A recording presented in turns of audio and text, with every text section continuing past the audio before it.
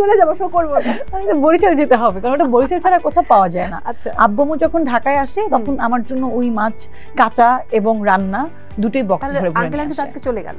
আজকে আমি আবার যখন আসবে তখন আমি গিয়ে বলবো যে প্লিজ আমাকে এবার প্লিজ অবশ্যই। উৎসব এখন পর্যন্ত কতবার দেখা হয়েছে? আনকাউন্টেবল, মানে ঈদের দিন থেকে শুরু করে তুমি হিসাব করো 2 সপ্তাহ, 2 সপ্তাহের মধ্যে প্রতিদিন আমি 3টা 4টা 2টা 1টা এরকম করে হল ভিজিট করেছি। একটু সোমর গল্প শুনি। সোমর তোমার বয়সের পার্থক্য বোধহয় খুব কম। আমি সোমর থেকে বড় 7 মাসের। ও বাবা, এটা নিয়ে খুব প্রাউডলি বলছে যে আমি 7 মাসের বড়। তুমি তো আসলে কাঁথা সেলাই জানো বা পারো? আমার ছোটবেলাতে সেলাই করার খুব ইচ্ছা ছিল, কারণ আমার নানু খুব ভালো সেলাই জানতো। আমার আম্মু বিশেষ করে, আমার আম্মুর বাসায় আমাদের এখনো বিছানা চাদর আছে। আম্মু বিয়ের আগে খুব সুন্দর করে সেলাই করতে পারতো, মানে বিয়ের পর আসলে সময় দেওয়া হয়নি, কিন্তু বিয়ের আগে আম্মুর এখনো ওগুলো জমিয়ে রেখেছে আমাকে দেখে। আম্মু আমাকে কি বলে জানো, বলে এই চাদরটা তোর বিয়ে হলে যখন তোর শ্বশুর বাড়ির লোক আসে তখন বিছানায় বিছাবো। বলছি কি, তখন কিন্তু চাদর কিনতে পারবে না। বলছি কিন্তু সেটা তো আর আমার হাতের সেলাই হবে না, না এরকম। সাদিয়া আইমান বিয়ে করবে কবে?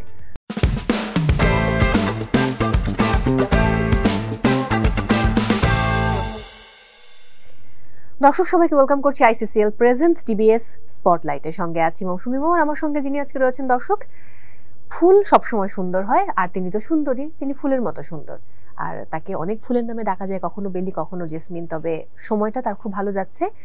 বর্ষায়ও যে জেসমিন ফুলের সুবাস এবং বেলি ফুলের সুবাসে আমাদেরকে মাতোয়ারা করে তিনি রেখেছেন, সেটা আর নতুন করে কি বলবো আপনাদেরকে। কারণ এখনো আমরা সবাই পরিবার পরিজন নিয়ে উৎসবের আমেজে উৎসব দেখতে ছুটছি সিনেমা হলের দিকে। অন্যদিকে ঘরে বসে হইচইয়ের পর্দায় আমরা দেখছি একই সাথে বোহেমিয়ান ঘোরার সেই সুন্দরের গল্প। আমাদের সাথে রয়েছেন আমাদের ভালোবাসার অভিনয় শিল্পী সাদিয়া আইমান। হ্যালো, হাই, কি খবর? সুন্দর ইন্ট্রোডাকশন তোমার। আমি আজকে জানি না, মানে ব্যাক টু ব্যাক হলে এটা খুব বিপদ হয়ে যায়। বলো, একজন মানুষ নতুন নতুন ভাবে তাকে আমাকে সবার সামনে উপস্থাপন করতে। আমার তো ভালো লাগে যে তুমি নতুন নতুন ভাবে আমাকে নিয়ে একটা ইন্ট্রোডাকশন দাও, শুনতে ভালো লাগে। নিজের প্রশংসা তো নিজের শুনতে ভালোই লাগে। Thank you so much. আমি জানি আজকে এখান থেকে গিয়ে তোমার আরেকটা স্ক্রিনিং এ যেতে হবে। এই যে এবারের ঈদটা অন্যরকম আনন্দের, অন্যরকম প্রাপ্তির গল্প দুদিন আগেও করেছি, আবারও করতে চাই, কারণ প্রাপ্তির গল্প কখনো শেষ হয় না, নতুন নতুন অনেক কিছু চলে আসে। অবশ্যই কাজের প্রেশার বা চাপ এখন তোমার অনেক বেশি, কারণ এই জায়গা থেকে তুমি যে একটা মানদণ্ড দাঁড় করিয়েছো, এই মানদণ্ড থেকে কিন্তু নামার কোনো সুযোগ তোমার নেই। সেই জায়গায় কাজ নিয়ে কি ভাবছো? এটা তো একটা প্রেশার আসলে, কারণ শুরু থেকেই আসলে আমার যতগুলো এরকম বড় বড় কাজ এসেছে, নাটক থেকে শুরু করে ওয়েব ফিল্ম, আবার বড় পর্দায় কাজল রেখা, এই বছর উৎসব, বহিমেন ঘোরা, তো এটা এক্সপেকটেশন নিয়ে তো আসলে শুট করি না যে এরকম কাজটা এতটা হিট হবে বা এত মানুষ পছন্দ করবে, এত প্রশংসা পাবো। যখন এটা হয়ে যায়, প্রতি বছরই আমার সাথে এরকম হচ্ছে আর কি, তখন থেকে আবার আরো নতুন করে মনে হয় যে না, আসলে আরো ভালো কাজ করতে হবে, আরো নিজেকে একটু ডিফারেন্ট ক্যারেক্টারে প্রেজেন্ট করতে হবে। অভিনয়ের জায়গা থেকে হোক, নিজের লুক থেকে হোক, সবকিছু মিলিয়ে একটা বেটার গল্পে নিজেকে ইনভলভ করতে হবে। তো এটা একটা প্রেশার। আবার একদিক থেকে ভালো লাগে যে এই যে মানুষগুলো আমাকে যে সিনেমা হলে যে টাকা দিয়ে টিকিট কিনে আমাকে যে দেখবে, বা যখন ওটিটিতে যখন তারা প্যাকেজ কিনবে আমাকে আমার একটা কাজ দেখার জন্য, তখন মনে হয় যে না, আসলে ভালো কাজ না করলে দর্শকদের ঠকাতেও চাই না। তো দর্শকরা যেন তাদের টাকাটা পয়সা উসুল হয়, পয়সা উসুল বলে আর কি, তো ওটা যদি হয় তাহলে আমি ওরকম ভালো ভালো গল্পে কাজ করতে চাই। এটা একটা প্রেশার প্লাস দায়িত্ববোধের জায়গাটা খুব বেড়ে গেছে। একেবারেই তাই। আমার এই পয়সা উসুলের গল্প শুনে তোমার একদম অন্য একটা গল্প মনে পড়েছে। তুমি যেখান থেকে বাজার করতে রেগুলার, এবং একজন চাচার বোধহয় এখানে বসে আমি এই গল্পটা আর কেউ জানে না, আমি শুধু এখানে বসে একবার তোমাকে বলেছি। গল্পটাকে আজকে আমরা রিপিট করবো, করতে পারো। তোমার মনে আছে? আমার মনে আছে যে তুমি তার বোধহয় টাকা ভাঙতি ছিল না বা ভুলে গেছিলে। আমার কাছে না, আমার কাছে টাকা ভাঙতি ছিল না, মানে আমার কার্ডে টাকা ছিল, ক্যাশ ছিল না। ক্যাশ মনে হয় 600 টাকার মতো ছিল। তো আমিও হ্যাঁ ক্যাশ ছিল 600 টাকা। তো আমার আবার চিংড়ি মাছ খুব পছন্দ, তো ওই চাচাটা একদম ফ্রেশ চিংড়ি বিক্রি করে। তো তখন আমি তাকে বললাম কি এটার হাফ কেজি আমাকে দেন। 1 কেজি, মানে 1 কেজি 900 টাকা বা 1000 টাকা ছিল। আমি বলেছি যে আমাকে হাফ কেজি দেন। তুমি বললো যে আপনি হাফ কেজি কেন নিবেন, আপনি 1 কেজি নেন, আমি আপনাকে পুরোটা দিচ্ছি। সে পুরো মেপে আমাকে 1 কেজি দিয়ে দিল জোর করে। আমি বললাম চাচা আমার কাছে তো আজকে ভাঙতি নেই, এখন আবার পিছনে বুথে গিয়ে টাকা তুলে দিতে হবে, তো আপনি আমাকে হাফই দেন। বলে আপনি নিয়ে যান, আপনার যখন মনে যাবে আপনি আমাকে সে টাকা দিয়ে দিবেন। পরে আমি তো বাসায় চলে গেছি। আমি আবার ওনাকে এটাও বলেছি যে আমি কিন্তু আগামী কয়েকদিন আসতে পারবো না, আমি ঢাকার বাইরে যাব, এরপর আমি কাজটা শেষ করে যখন সময় পাবো আসবো, কিন্তু আপনি আমার দাবি রাখতে পারবেন না। আমি এটা ওনাকে বলে আসছি, যদি মনে টরে যাই আমাকে দাবি যদি না রাখে।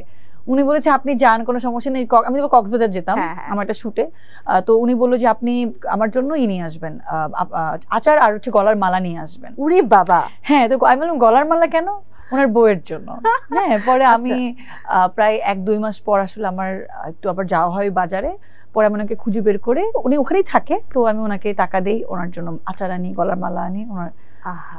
এটা গল্প। তখনকার গল্প আর এখনকার গল্প কিন্তু আলাদা। এখন তুমি এত বেশি পরিচিত মুখ, তোমাকে বাইরে বের হতে খুব প্রবলেম হয়। সো এখন যখন ফ্যানরা কোথাও হয়তো ঘিরে ধরে ছবি তোলার জন্য কিংবা একটু গল্প করার জন্য, তখন কেমন লাগে? মানে গল্প ইন এ সেন্স ওই গল্প না যে আপা কেমন আছেন একটু কথা বলতে চাই। হ্যাঁ, না আমার ভালো লাগে। আমি কিন্তু এখনো যাই, আমি এমন না যে আমি মানে বাজারে বা ক্রাউডেড প্লেসে যাই না, এমন না, আমার কিন্তু যাওয়া হয়। আর নতুন নতুন মানুষ দেখি, ইন্টারাকশন হয়, কথা বলি, ভালো লাগে। হয়তো বা রেগুলার যাওয়া হয় না, শখের বসে দেখা গেলো মাসে 1 দিন বা 15 দিনে 1 দিন একটু কাঁচা বাজার ঘুরলে আমার মনে হয় কি আমি একটা মানে রেগুলার লাইফ লিড করছি এরকম আর কি। আমি কাঁচা বাজার থেকে মাছও কিনি, মুরগিও কিনি, আবার সবজিও কিনি। আমার একটা বাজারের মানে পরিচিত দোকান আছে, সবজির দোকান, আবার মাছের দোকানও আছে, মাংসের দোকানও আছে। কারণ আমার রেগুলার বিড়ালের জন্য হয় আমি গেলাম, নাহলে আমার ড্রাইভার যে নিয়ে আসছে বা দারোয়ান বা কাজের মেয়ে যেই হোক, ওটা ওখান থেকে যে নিয়ে আসে। তো ওই আমাকে চিন, ওরা কেউ গেলেও জানে যে আমার জন্য, আর ওদের নতুন করে বলতে হয় না যে বিড়ালের জন্য মুরগি, আমি গেলেও আমাকে ওভাবে দিয়ে দেয় আর কি।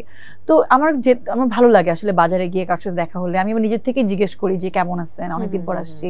তারপর দেখা গেল অনেক সময় অনেক দোকানে যে আছে মানে তাকে আমি আগের থেকে দেখিনি, হয়তো তার ভাই বা অমুক কেউ একজন বসে থাকে, বললাম আপনার বাবা বা আপনার ভাই কই? বললো আচ্ছা উনি তো এখন আজকে আসে নাই দোকানে, উনি কালকে। মানে একটু কনভারসেশন করলে হয় কি আমার মনে হয় আমি থাকে না ওনাদের কাছে কেউ, মানে আমার এটা ভালো লাগে রেগুলার একটু রেগুলার মানুষদের সাথে কথা বলতে। তোমার বাজারে যাওয়া হয় বা থাকে না, মানে বাজার বলতে আমি এই কাঁচা বাজারে বুঝিয়েছি বাবার সাথে যাওয়া। না, বরিশাল আমার কখনো যাওয়া হয় নাই, কারণ আমার আব্বু এটা আমাকে নিয়ে যেতে চায় নাই কখনো। আর বরিশালে গেলে আমি একটু প্রিন্সেস হয়ে যাই, আব্বু আম্মুর কাছে গেলে ঘুম থেকে উঠি, কোনো টাইম নাই, কিছু নাই। আমার আব্বু আমাকে আসলে খুবই মানে প্রিন্সেস ট্রিটমেন্টেই রাখে। তো বরিশাল গেলে আমার আসলে খুব একটাই করা হয় না, বাজারে যাওয়া হয় না। তখন যেটা হয় যে আমি যখন রুমে থাকি সকালবেলা, আমি ঘুমের মধ্যে আমি শুনি আমার আব্বু বিশাল জোরে চিৎকার করে, এই তোর জন্য মাছ আনছি, দেখ কত বড় মাছ, মানে চিৎকার দিয়ে দিয়ে মাছের কথা, সেই মাছ খাবার আমাকে ঘুমাইতে দাও। কিন্তু পরে ঠিকই ঘুম থেকে উঠে বলি আচ্ছা আমার জন্য কি মাছ আনছে। আর আমার একটা খুব পছন্দের মাছ আছে, ওটা বরিশালের হচ্ছে, ওটা বলে তুলার ডাঁটি। আচ্ছা, আমি জানি না, অনেক যারা বরিশালের তারা জানে তুলার ডাঁটি মাছটা খুবই মজার। আর কাটা নেই, রাইট? মানে অল্প কাটা, মানে এটা খুব মজা, মানে মাছটা অনেক মজা। আমি তোমাকে খাওয়াবো, তুই যদি আমার সাথে কখনো। আমি তোমার এই গল্প আর দিতে চাই না, আমি চলে যাবো, শো করবো না। বরিশাল যেতে হবে, কারণ ওটা বরিশাল ছাড়া কোথাও পাওয়া যায় না। আচ্ছা, আব্বু যখন ঢাকায় আসে তখন আমার জন্য ওই মাছ কাঁচা এবং রান্না দুটোই বক্স ভরে ভরে নিয়ে আসে। আজকে চলে গেল, আজকে আমি আবার যখন আসবে তখন আমি গিয়ে বলবো যে প্লিজ আমাকে এবার প্লিজ, অবশ্যই। তুলা মাছ, রাইট? তুলার ডাঁটি, তুলার ডাঁটি, তুলার ডাঁটি, মেবি এটাই তুলার ডাঁটি। আবার অনেকে বরিশালের ভাষা অনেকে বলে তুলার ডাডি, এরকম আর কি। সো এটা মনে হয় ভালো কথা, তুলার ডাঁটি। আচ্ছা, আজকে তো উৎসব দেখতে আবার যাচ্ছ? হ্যাঁ, আজকে একটা উৎসব এখন পর্যন্ত কতবার দেখা হয়েছে? আনকাউন্টেবল, মানে ঈদের দিন থেকে শুরু করে তুমি হিসাব করো 2 সপ্তাহ, 2 সপ্তাহের মধ্যে প্রতিদিন আমি 3টা 4টা 2টা 1টা এরকম করে হল ভিজিট করেছি। আর যতগুলো হলে গিয়েছি ততগুলো হলেরই দেখা গেল ওই যে হাফ টাইমের পর থেকে বসে আছি, দেখছি, তারপরে মানে অডিয়েন্সদের রিয়াকশন নিচ্ছি, এটা একটা। আর একদমই এক বসায় দেখেছি ঈদের দিন স্ক্রিনিং এ, আজকে যাবো 2-3 বার। আব্বু আম্মু সহ দেখিনি, বাট আব্বু আম্মুকে দেখিয়েছি, কারণ আব্বু আম্মু যখন দেখেছে হলে তখন আমি আরেকটা হল ভিজিট করে এসে লাস্টে আব্বু আম্মুর সাথে ওই হলে আবার জয়েন করেছি। আঙ্কেল আন্টি এবার কি বলেছে মেয়েকে বড় পর্দায় এইভাবে দেখে? আমার আব্বু কিন্তু আমার অনেক বড় ফ্যান, মানে আমার আম্মু একটু কম নাটক দেখে, বাট আমার আব্বু আমার যখন আমার সামনে থাকে তখন আমাকে অলওয়েজ বলে তো নাটক বের করে দেয়। যখন আমার নাটকের পরে অটোমেটিক অন্য কারো নাটক আসে, আব্বু সেটা দেখতে চায় না। আব্বু বলে যে উফ তোর নাটক এনে দে, হ্যাঁ এরকম আর কি। তো খুব খুব মজা লাগে এটা। আর একবার হচ্ছে আমাকে আমার বাসায় যে হেল্পিং হ্যান্ড আছে, ও আমাকে বলেছে যে আপু সারা দিন আঙ্কেল তোমার নাটক দেখে। যখন আমি বাসার থেকে যখন বাইরে থেকে এসে যখন বাসায় ঢুকি তখন আমাকে এটা বলে। তো আর বলে কি, আর যখন অন্য কোনো নাটক আসে তখন রাগ করে আমাকে ডেকে বলে চেঞ্জ করতে, কারণ আব্বু ওই অ্যান্ড্রয়েড মানে স্মার্ট টিভি বা অ্যান্ড্রয়েড টিভির ওই সিস্টেমটা সে খুব একটা বুঝে না, মানে এলোমেলো হয়ে যায়। হ্যাঁ, দেখাগুলো নেটফ্লিক্সের বা অন্যান্য জায়গার বাটন থাকে তো ওদিকে ঢুকে যায়। তো আব্বুর আসলে একটা শেষ করতে করতে অটোমেটিক এটা চলে আসে। তো যদি কেউ না থাকে হেল্প করার জন্য তখন ওটা শেষ করতে হয়, পরে আমার নাটক আসে আবার এরকমের। আমি ঠিক এর পরের প্রশ্নেই যেতাম যে মানে আফসানা মিমি, তার চরিত্রে তুমি ছোটবেলা চরিত্রে অভিনয় করেছো এবং সেখানে আফসানা মিমি আছেন, জাহিদ হাসান আছেন, জয়াপা আছেন, চঞ্চল ভাই আছেন, ইন্তেখাব ডিনার, এত গুণী গুণী মানুষেরা। সো এই মানুষগুলোর সাথে যখন নিজের মেয়েকে অ্যাক্টিং করতে আঙ্কেল দেখেছেন, সিনেমা শেষ হবার পর কি বলেছেন তিনি তোমাকে?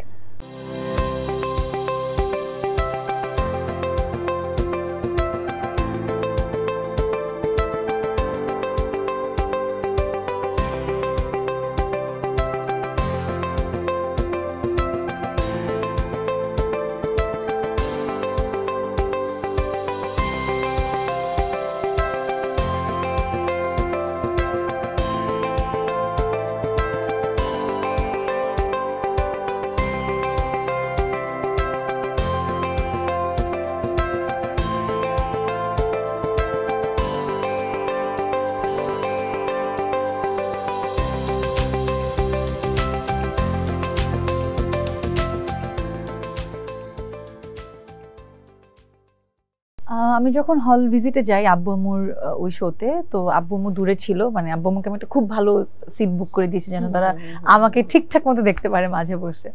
তো যখন শেষ হচ্ছিল আমি তো উপর থেকে হাই দিচ্ছিলাম, আব্বু আম্মু যখন নিচে নামলো আমি জড়িয়ে ধরছিলাম। তো আর খুব দেখলাম থাকে না ফেস অনেক ব্লাশ লাল হয়ে গেছে।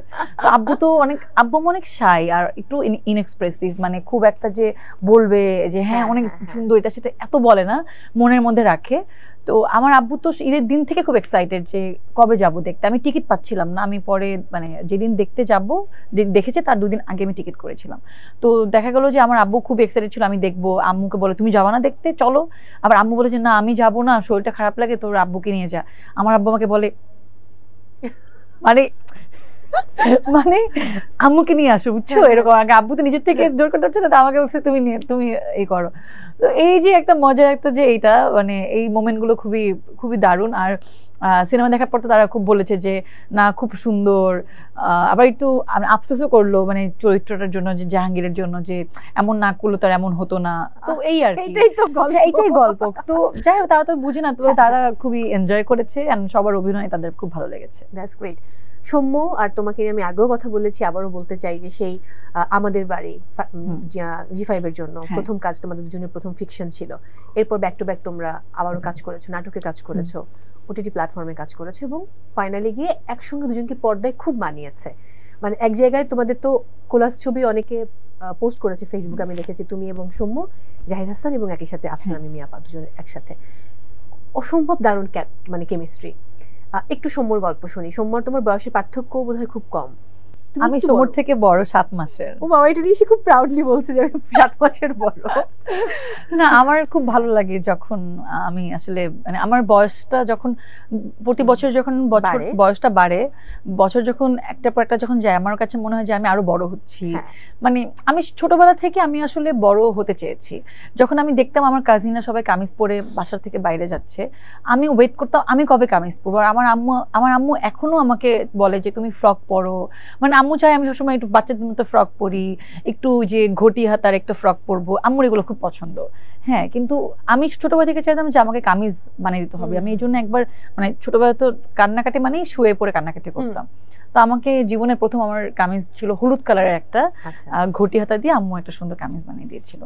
তো সবসময় চেতাম বড় হতে। তো সৌম্য আমার থেকে একটু, আমি যখন জি5 এ শুট করি তখনই জানতে পারি যে সৌম্যর আর আমার বয়সের ডিফারেন্স, মানে ওরা 2 ভাই আমার থেকে 7 মাসের ছোট। আমি বললাম এই তোমরা আমাকে আপু ডাকবা, আমি তোমার থেকে বড়। তো পরে তো হয় না, আমরা বন্ধু হয়ে গিয়েছি। তো সৌম্যর সাথে ওই যে বন্ধুত্বের একটা ভালো জায়গা দেখে হয়তো বা আমাদের স্ক্রিনে আরো বেশি ভালো লেগেছে, কেমিস্ট্রিটাও জমে গেছে। আর অ্যাক্টিং এন্ড সবকিছু স্ক্রিপ্ট অনুযায়ী আমাদের রিহার্সেল করেছি আমরা কয়েকবার। আমরা দেখা গেল টিম সহ বসিনি, আমি আর সৌম্য কোনো একটা কফি হাউসে বসে আমরা স্ক্রিপ্ট পড়ছি। Wow. তো আর আমি মিলে তখন কিছু যতটুকু পেরেছি চেষ্টা করেছি যে আচ্ছা এতটুকু আজকে 2টা সিন শেষ করব। তো আমাদের দুইজন আমরা আসলে চেষ্টা করেছি যে আমাদের যেন জাহাঙ্গীর জিসমিনের চরিত্রটা আমরা ঠিক মতো করতে পারি। সো এটাই আর কি। তো ওর সাথে একটা ভালো বন্ডিং দেখি, হয়তো স্ক্রিনেও এটা বোঝা গেছে। বোহেমিয়ান ঘোরায় যাব, এই যে যখন ট্রাকটা এলো, ট্রাকে করে ঘুরতে কেমন লেগেছে তোমার? মজাই লেগেছে। একটা ফার্স্ট এন্ট্রি যখন আমি যে সবজির মাঝখান থেকে উঠে যাই, ওটা খুব ইন্টারেস্টিং, মানে আমার এন্ট্রিটাও খুবই মজার ছিল। আর ট্রাকে করে না, মানে আমার কাছে খুব মজা লেগেছে যখন ট্রাকে ওই যে ট্রাকটা অনেক উঁচু হয়, তো একটা জায়গায় পা দিয়ে মানে উঠে যেভাবে, তো আমাকে প্রোডাকশন বা ডিরেক্টর সবাই বলছিল কি ওকে টুল দাও, মানে সবাই খুব ভয় পাচ্ছিল আমি পারবো কি পারবো না, আবার শাড়ি পরা, শাড়ি কোমরে বাঁধা। এন্ড আমি মানে এত ইন্টু ছিলাম ওই ক্যারেক্টারে সুন্দরীতে, তো আমার কাছে মনে হচ্ছে যে আমি তো সুন্দরী, মানে এই গ্রামের একটা মেয়ে, আমি তো গাছে বেয়ে উঠে যাচ্ছি, মানে আমার তো ছোট ছিল একটা গাছে বসে আছে একটা ডালের উপরে, তো আমি কেন এখানে পারবো না, আমি ট্রাকে উঠতে পারবো না, আমি বলছি আমার লাগবে না। তো আমি আমার মতো করে ধাপ ধাপ করে উঠে গেছি, আবার নামার সময় নেমেছি। এটা খুবই মানে আমার কাছে খুব মজা লেগেছে ট্রাকে ওঠাটা। সাজানো হলো বিয়ের জন্য, হ্যাঁ ওই সিনটাও খুবই মজার, প্লাস মানে সবকিছু মিলে আমার ওই যে ট্রাকে বসে আমার যে একটা সিন ছিল ছবি তুলে দিচ্ছিল, আবার ট্রাক থেকে নেমে দৌড় দিচ্ছি, মানে ওই সময়টাতে আমার মনে ছিল যে আমি আসলে ওরকম একটা চরিত্র, আমার সাথে এটাই ঘটছে, আমি সত্যি এরকম আব্বাস নামে একজনকে বিয়ে করেছি। আর মানে থাকে না, আবার ওকে তো বলিও যে এই ট্রাক আসো, তুমি আসো, তাহলেই হবে, আমার আর কেউ লাগবে না। তো আমার কেন যেন মনে হচ্ছিল যে ওই ট্রাকটাই আসলে আমাদের এখন ঘর বাড়ি, তো ওইটাকে একটা আপন ভাব হয়ে গেছিল। আর ট্রাকের সাথে তো ম্যাক্সিমাম শুট, প্রায় অনেকদিনই ট্রাকের সাথে শুট করেছি, তো সবকিছু মিলে মানে ট্রাক। তখন আমি যতটুকু জানি এটা তো উত্তরবঙ্গে শুটিং হয়েছে। হ্যাঁ, দিনাজপুর, এবং ভীষণ গরম ছিল, রাইট? হ্যাঁ, অনেক গরম। আমি তো আমার হাতটা পুড়ে, আর আমি অনেক ট্যান হয়ে যাই রোদের মধ্যে। আমি জাস্ট 5 মিনিট থাকলেই ট্যান হয়ে যাই। যখন দেখি যে আসলে ট্যান হয়ে গেছে বা অনেক রোদ, কিছু করার নেই, তখন ছেড়ে দিই যে ফাইন, যাওয়ার হবে, কাজ করছি। তো প্রচন্ড রোদ ছিল, প্রচন্ড গরম, ইভেন উৎসবের সময়ও রাজশাহীতে প্রচন্ড গরম ছিল, তার মধ্যেও কাজ করতে হয়েছে। রাজশাহীর অভিজ্ঞতা কেমন ছিল? কাজের অভিজ্ঞতা ভালো, কারণ শুটিং এ অনেক মানুষ ভিড় করেছে, অনেক মানুষ এসে ছবি টবি তুলেছে, কিন্তু কেউ ডিস্টার্ব করেনি, মানে ইন্টারাপ্ট করেনি যে শুটিং করতে দিব না বা এখানে কেন করছেন, বা অনেক বলার পরেও যে আপনারা কেউ কথা বলবেন, এটা বলার পরেও যে অনেকে চিৎকার চেঁচামেচি করে, এটা হয়নি। এটা বরং ঢাকায় বেশি হয়। ঢাকায় অনেকে ইচ্ছা করে ইন্টারাপ্ট করে, মানে ইচ্ছা করে একটা বাইক চলে যায় মাঝখান থেকে। কিন্তু শুটিংয়ে যেটা এবার শুটিংয়ে যেটা হলো যে রাজশাহীতে কেউ ডিস্টার্ব করেনি, উল্টা সবাইকে বলা হয়েছে যে আপনারা প্লিজ সাইলেন্ট থাকবেন, জাস্ট দেখেন। সবাই আসলে ভিড় হয়েছে বাট দেখেছে, ওনারা কেউ মানে ঝামেলা করেনি। রাজশাহীর মানুষ আসলে, উত্তরবঙ্গের মানুষ ভালো, শুধু রাজশাহী বলবো, আমার মনে হচ্ছে যে উত্তরবঙ্গের মানুষগুলো খুবই সহজ সরল, আর এরা মানুষ ভালো আসলে অনেক। হ্যাঁ, এটা আমি তোমার সাথে সম্পূর্ণ একমত, উত্তরবঙ্গের মানুষেরা আসলে। আর আমি উত্তরবঙ্গে গিয়ে আসলে আমি ফার্স্ট টাইম গিয়েছিলাম পাবনাতে, সেকেন্ড টাইম দিনাজপুর, এরপর গেলাম রাজশাহী।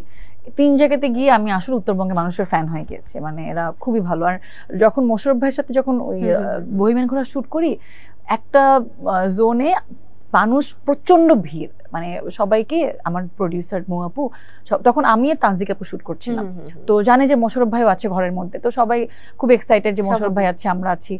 তো যখন ভিড় করে ফেলছিল, তখন হচ্ছে মৌ আপু বলেছে যে আপনারা কেউ কথা বলবেন না, তাহলে যাওয়ার সময় আপনাদের সাথে মোশাররফ ভাই আর সাদিয়া আইমানের ছবি তুলাই দিব।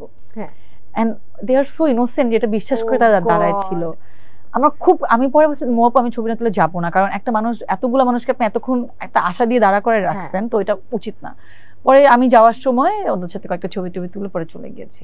এরকে ইভেন শর্টের মাঝখানে তারা বলেছিল যে আপু আপনার অমুক নাটকটা খুব সুন্দর, আর অনেকে ভালো, আবার এটাও বলেছে যে আপনারা দেখতে আসবেন, আবার আসবেন, ঘুরতে আসবেন, এবার তো শুটিং আসছেন, এরপর একবার দেখতে আসবেন পুরো আমাদের জায়গাটা, আপনার দাওয়াত রইলো। তুমি কি আসলে কাঁথা সেলাই জানো বা পারো নাকি?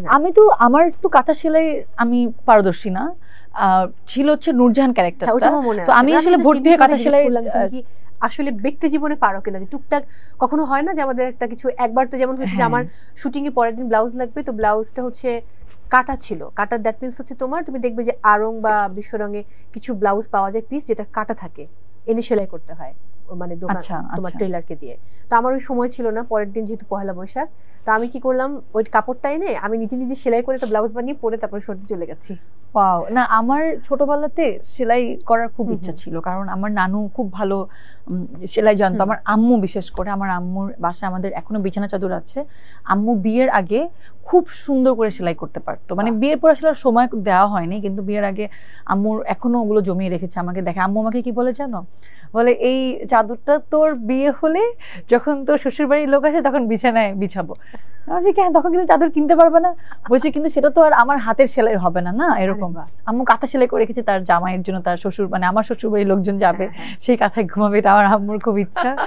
So nice, innocent. যাই হোক, তো আমার মায়ের ব্লাউজ পরে তুমি এবার শুটিং করেছো? হ্যাঁ, আমার উৎসবের যেই ব্লাউজ গুলো ছিল ওগুলো একদম আমার আম্মুর একদম 90 সালের ওই সময়ের ব্লাউজ। দারুণ, আন্টির এই স্বপ্ন পূরণ হোক। হ্যাঁ, সাদিয়া মানের বিয়ে হোক দর্শক, এবং সেখানে আন্টি তার হাতে সেলাই করা কাঁথা এবং চাদর দেবেন তার জামাইকে। আচ্ছা, তো আমার সেলাই করার খুব শখ ছিল। ছোটবেলায় কি করতাম, বিভিন্ন কাপড় পাওয়া যেত না, আমার ধর হলো কোনো জামা কাপড় একটা কাপড় বেঁচে গেছে, ওটা দিয়ে আমি সেলাই করতাম, মানে ছোট করে রুমালের মতো পারতাম না, একটা ঘর আঁকতাম, গাছ আঁকতাম। এটা চেষ্টা করেছি ছোটবেলায়, মানে ছোটবেলা থেকে আমার ছোট ছোট অনেক জিনিসই ইচ্ছা ছিল করার। তো আমার এমনি রুমাল সেলাই করার অভ্যাস আছে, কিন্তু কাঁথা সেলাই করার দেওয়া হয়নি, বাট আমি করে নিজে রেখেছি। এটাই আমার কাছে ভালো লাগতো। ছোটবেলা তো কাউকে দেওয়ার কেউ ছিল না। এখন আর করাও হয় না আসলে, এখন আর প্রয়োজন নেই। এখন তুই চাইলে তুমি কিনে নিতে পারবে আন্টিকে, কিন্তু ওই যে স্পেশাল নিজে হাতে করা, এটাই ওটার মায়াটা অন্যরকম, ভালো লাগাটা অন্যরকম। করবো আসলে, আমার এখন তোমার সাথে কথা বললে এখন ইচ্ছা করছে যে করতে। আমার কাছে মনে হচ্ছে আসলে তুমি করে হয়তো প্রিয় মানুষকে দেবে। যাই হোক, যেহেতু আন্টি এত কিছু বানিয়ে রেখেছে মেয়ের জামাইকে দিবে বলে, তাহলে কিন্তু প্রশ্নটা চলেই আসে যে সাদিয়া ইমন বিয়ে করবে কবে? জানি না, এটা যখন সময় হবে, কারণ এখন তো ছোট মানুষ আমি, মানে বড় বলি ছোট বলি দুটোই আর কি। তো যখন সময় হবে, আব্বু আম্মু যখন ভাববে। আর অ্যাকচুয়ালি আমি আসলে বিলিভ করি সময়ে যখন যেটা হবে তখন এটাই সময় মতো সবকিছু ঠিক হয়ে যায়। আবার অনেক ভালোবাসা, সময় দেওয়ার জন্য দর্শকদের উদ্দেশ্যে কিছু বল। তোমাকে অনেক ধন্যবাদ, আর ধন্যবাদ দা বিজনেস স্ট্যান্ডার্ডকে আজকে আমাকে এখানে আমন্ত্রণ করার জন্য। আর দর্শকদের উদ্দেশ্যে বলবো, আপনাদেরকে অনেক অনেক ভালোবাসা, আর আমি অনেক কৃতজ্ঞ, কারণ আপনারা আমার কাজ এত ভালোবাসেন, আমাকে এত ভালোবাসেন। সেই শুরু থেকে এখন পর্যন্ত আপনাদের সাপোর্ট আমি মানে কখনো এটা ডিনাই করতে পারবো না। আমাকে এত ভালোবাসার জন্য অনেক অনেক ধন্যবাদ। আমি সত্যি আপনাদের প্রতি অনেক কৃতজ্ঞ। আর এই তো আমার কাজ দেখবেন, আর এখন সিনেমা হলে চলছে উৎসব, আপনারা উৎসব দেখবেন আর জানাবেন অবশ্যই কেমন লেগেছে। আবারও অনেক ভালোবাসা, বিদায় নিচ্ছি আমি। দর্শক, বিদায় নিতে হচ্ছে আজকের মতো। সবাই অনেক ভালো থাকুন, নিরাপদে থাকুন, আর থাকুন টিভিএস এর সাথে।